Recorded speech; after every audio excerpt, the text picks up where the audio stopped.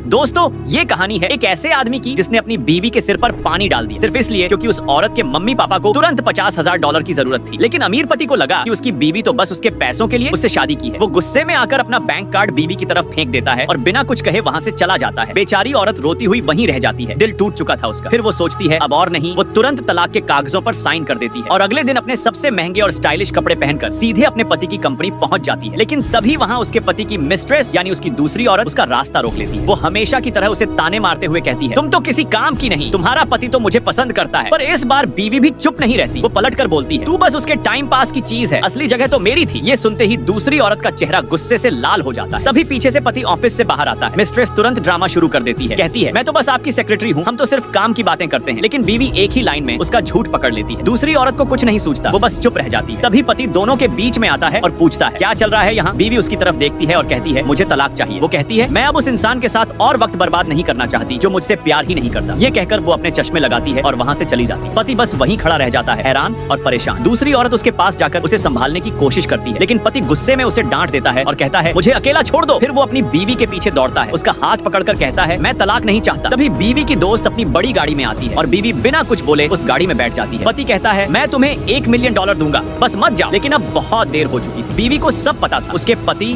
और उस दूसरी औरत के रिश्ते के बारे में। उसने अपनी आंखों से दोनों को ऑफिस में करीब आते देखा था। वो पहले डर गई थी, कमजोर थी, इसलिए चुप रही, लेकिन अब नहीं। अब उसने सब खत्म करने का फैसला कर लिया। पति को अब एहसास हुआ कि उसने अपनी बीवी को कितना दर्द दिया, लेकिन अब पछताने से क्या फायदा, सब खत्म हो चुका था। दूसरी औरत फिर आती है और कहती है मैं हमेशा तुम्हारे साथ हूँ, उसे भूल जाओ। लेकिन अगले ही पल पति उसे ऑफिस से निकाल देता है और कहता है आज से हमारा कोई रिश्ता नहीं। और कहानी यहीं खत्म नहीं होती। सब्सक्राइब करें पार्ट 2 के लिए, क्योंकि असली ट्विस्ट अभी बाकी है।